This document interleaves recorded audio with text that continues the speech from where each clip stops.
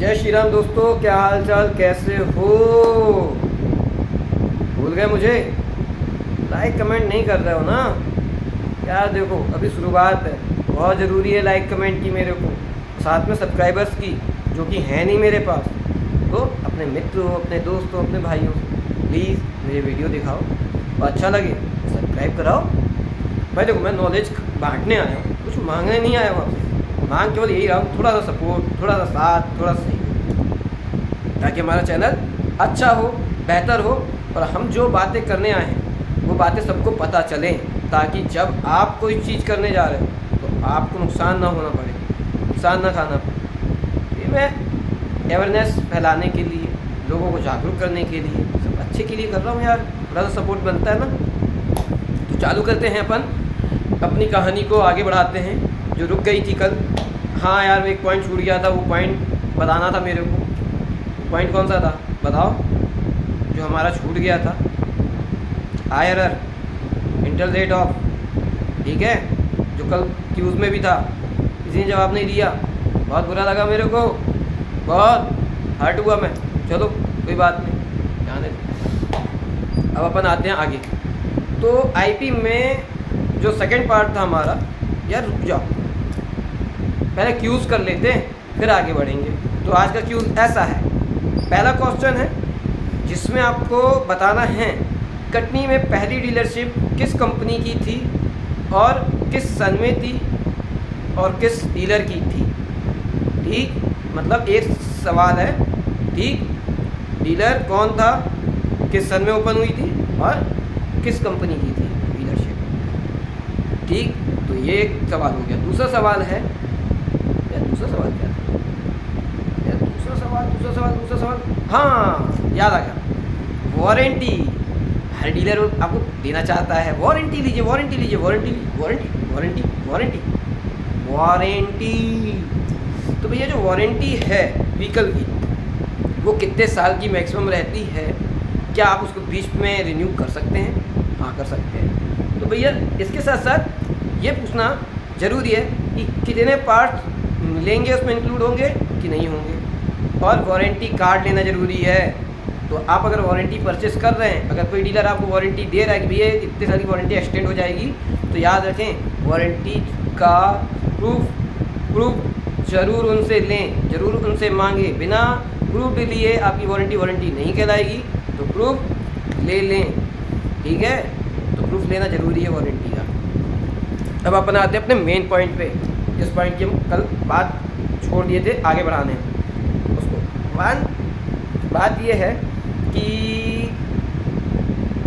Business person में दो प्रकार होते हैं। एक वो होता है जो इंडिविजुअल गाड़ी लेता है, परचेस करता है। अब इंडिविजुअल लेता है यार, इंडिविजुअल लेने क्या प्रॉफिट है भैया? घर परिवार के उपयोग के लिए जो गाड़ी आप खरीदते हो वो आप इंडिविजुअल लोगे, और व्यवसाय के लिए जो गाड़ी आप खरीदते हो वो आप कमर्शियल में लोगे, मतलब फर्म के नाम पे लोगे। जब फर्म के नाम पे आप कोई व्हीकल परचेस करते हो तो वो एक कमर्शियल में आ जाता है। किस में आ जाता है? कमर्शियल में आ जाता है। तो हम इंडिविजुअल और कमर्शियल दोनों को डिवाइड कर देते हैं। इंडिविजुअल में क्या फॉर्मेलिटीज़ लगती हैं?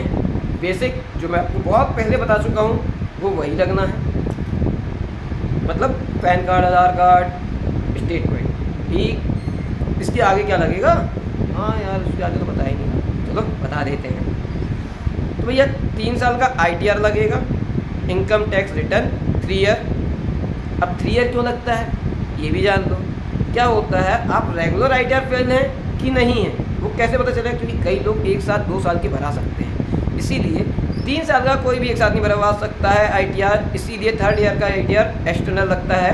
तो 3 साल के ITR से ये पता चलता है प्रॉपरली कि भैया ITR एक साथ नहीं भरा है और ये बेंगलोर रिसिप्ट है कि नहीं, ठीक। मतलब आयकर विभाग जो मेन मुख्यालय है वो बेंगलोर है, वहाँ पे रिसिप्ट है कि नहीं है, तो ये भी पता चल जाता है उससे। तो अब हम आते हैं 3 ईयर ITR। और अब ये मत पूछना यार कितने का ITR, भाई जो इनकम है जैसा भरवाना है अपने CA से बात करो, वो बता देगा आपको, इतनी जानकारी तो वो भी दे देगा।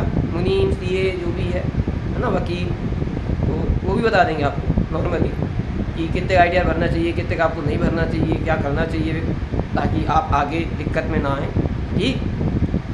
तो 3 ईयर ITR लगेगा, कंपोटेशन लगेगा, कंप्यूटेशन क्या होता है कई लोगों को नहीं पता, सिर्फ ITR पता है, इनकम टैक्स रिटर्न। एक पहला पन्ना ले लेंगे, भैया ये पहला पन्ना, नहीं भैया पहला पन्ना नहीं, पहले पन्ने में केवल ये भरा हुआ है कि इतना आप अर्निंग कर रहे हैं और इतना टैक्स भर रहे हैं, बट उसका ब्यौरा कहाँ है, उसका कच्चा चिट्ठा कहाँ है? तो भैया उसके कच्चे चिट्ठे को, उसकी वेरिफिकेशन को ही कंप्यूटेशन कहा जाता है। तो कंप्यूटेशन हमेशा साथ में संलग्न रहता है ITR के साथ में।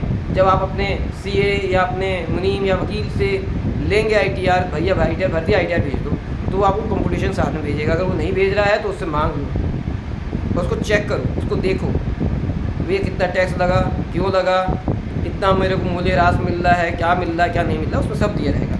कहाँ TDS बच रहा है मेरा, TDS कहाँ मिल रहा है, TDS कई लोगों को कटता है। तो जब आप ITR फाइल करते हो तो आपको TDS रिटर्न मिल जाता है, किसके थ्रू, ITR के थ्रू। ठीक है, तो एक बात ये क्लियर हो गई कि ITR हो गया, कंप्यूटेशन हो गया। अब इसके अलावा क्या, तो भैया आपका इनकम प्रूफ तो ये हो गया, लेकिन कमाते कहाँ से हो वो पैसा, वो कैसे पता चलेगा? तो भैया उसके लिए चाहिए होता सॉपेक्ट लाइसेंस, उद्यम, GST, तीनों में से कुछ एक। सॉपेक्ट नगर निगम या लेबर डिपार्टमेंट से बन जाता है, ठीक। दूसरा आपका फूड पंजीयन भी चल जाता है कई बार इसमें, जैसे कई लोग फूड का व्यापार करते हैं। कोई भी एक गवर्नमेंट रजिस्ट्रेशन जिसमें आपका व्यवसाय रजिस्टर्ड हो, कहने का मतलब ये है कि जहाँ गवर्नमेंट में आपका व्यवसाय रजिस्टर्ड हो, उसका कोई भी एक पंजीयन जिससे आपके व्यवसाय के बारे में पता चल जाए कि हाँ भैया ये व्यवसाय गवर्नमेंट में रजिस्टर्ड है, ये व्यापार करते हैं, ठीक। कॉन्ट्रैक्टर्स भी अपना लाइसेंस बनवा सकते हैं ठेकेदारी का, है ना। जिनको नहीं पता बता दूं, अगर आप लेबर सप्लाई कर रहे हो तो भी लाइसेंस बनता है।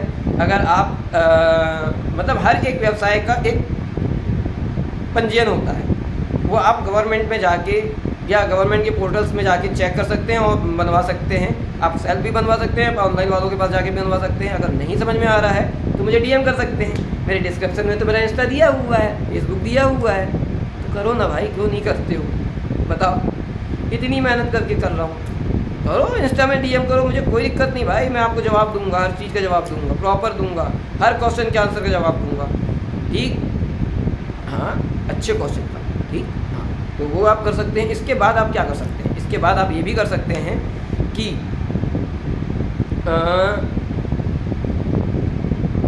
पंजीयन हो गया व्यापार का, कमर्शियल बिजली का बिल भी यूज़ कर सकते हैं। वो भी आपकी दुकान के होने का एक प्रूफ होता है, जो कि विद्युत मंडल से बनता है, ठीक है। कमर्शियल बिजली का बिल, क्योंकि व्यावसायिक कमर्शियल बिजली का बिल अलग होता है, घर परिवार का बिजली बिल अलग होता है, दोनों बिजली बिल में फ़र्क होता है। कमर्शियल मतलब व्यावसायिक, और घर वाला मतलब वो पर्सनल होता है, इंडिविजुअल हो जाता है, ठीक है। वैसे दोनों बिजली बिल लगते हैं कई बार फाइनेंस कराते समय, ठीक है, वो देने चाहिए, अच्छी बात होती है। IBRS नंबर लगता है, पूरा बिजली का बिल नहीं लगता, ठीक है। जो आपके रेसिडेंस का, आपके व्यापार का स्थायित्व परिणाम परिचय पत्र होता है एक प्रकार का, ठीक। तो ये हो गया एक। अब इसके बाद क्या, बस और क्या चाहिए, इतना काफ़ी है डॉक्यूमेंट में, ठीक है। तो ये हो गया इंडिविजुअल। अब अपन आते हैं बिजनेस फर्म वाले में। भैया फर्म वाला बहुत समझदारी से सोच विचार के करना, रिक्वेस्ट आप सभी से। कई लोग जल्दबाजी में कुछ गलत भी काम कर लेते हैं, तो मैं आपको बताता हूँ क्या होता है। जब आप फर्म के लिए फाइनेंस कराते हैं, फर्म पे फाइनेंस कराते हैं व्यवसाय के लिए, तो पर्सनल व्हीकल हो या कमर्शियल व्हीकल हो, जो भी आप कराते हैं, तो फर्म के पंजीयन में 2 साल का आपको लगता है आपकी फर्म का ऑडिट रिपोर्ट, फर्म का GST लगता है, 3 साल का ITR लगता है, और 3 साल के ITR का। ये इंडिविजुअल फर्म मतलब एक व्यक्ति का जिसको मालिकाना हक हो, ये उस फर्म के लिए। अगर इसमें पार्टनरशिप फर्म है, क्योंकि इसमें भी 2 प्रकार होते हैं, पार्टनरशिप फर्म भी होती हैं और एक अधिकार फर्म भी होती हैं। तो जो पार्टनरशिप फर्म है उसमें एक एफिडेविट बनता है, शपथ पत्र बनता है, जो कि नोटराइज होता है। उसमें दूसरा पार्ट जो पार्टनर्स होते हैं वो अपनी सहमति दर्शाते हैं कि भैया हम सहमत हैं, इनके नाम पे ये गाड़ी वाहन परचेज, इनके ऑनरशिप में ये वाहन परचेज किया जा सकता है। मतलब वो फर्म में पावर अटॉर्नी उस एक व्यक्ति के नाम पे करते हैं। समझ गए आप? हाँ भैया, ये पावर अटॉर्नी इनके नाम पे है, ये एलिजिबल है साइन करने के लिए हर जगह पे। तो वो उस गाड़ी के लिए बनता है, ये गाड़ी परचेस करने के लिए पावर अटॉर्नी उन्होंने दी उनको, ठीक, पूरे से नहीं दे दी, केवल उस गाड़ी के परचेस वाहन क्रय करने के लिए। तो ये एक चीज़ क्लियर हो गई, ठीक है, कि पार्टनरशिप फर्म और एक फर्म, एक व्यक्ति की एकाधिकार की फर्म। एकाधिकार की फर्म में ये होता है कि भैया वो खुद ही ऑनर है तो कोई दिक्कत ही नहीं है ना। तो वही ऑडिट रिपोर्ट देगा, वही फर्म की भी ITR दे देगा, अपनी ITR दे देगा, ऑडिट रिपोर्ट दे देगा, बाकी सब सेम एज GST दे देगा, काम हो जाएगा। हाँ, फर्म की सील भी लगती है, चाहे वो एकाधिकार में हो चाहे वो पार्टनरशिप में, फर्म की सील भी लगती है, चेक लगते हैं, ठीक, चेक 6 चेक लगते हैं, या कई जगह पे अब बहुत एडवांस हो चुका है ना। तो कुछ चीज़ें और लगती हैं, मतलब लाइक को अप्लीकेंट, वो को अप्लीकेंट के बारे में हम कल बात करेंगे, क्लियर एकदम, क्यों लगते हैं को अप्लीकेंट, गारंटर क्यों लगते हैं, है ना, कैसे कैसे होते हैं। और हाँ, वारंटी का ध्यान रखना, कितने कितने में होती है पूछा है मैंने, आंसर देना। 200 रुपये मिलेंगे यार, जेब से 200 रुपये दे रहा हूँ फ्री में, खाली बताना है तुमने, और वो नहीं बता सकते तो फिर क्या कर सकते हो यार, जीत लो पैसे, मेरे पास वैसे भी ना है, मैं दे रहा हूँ, बहुत बड़ी बात है। हाँ, वैसे मैं देता है, चलो हो गया, कंप्लीट है। जय जय श्री राम, बाय बाय।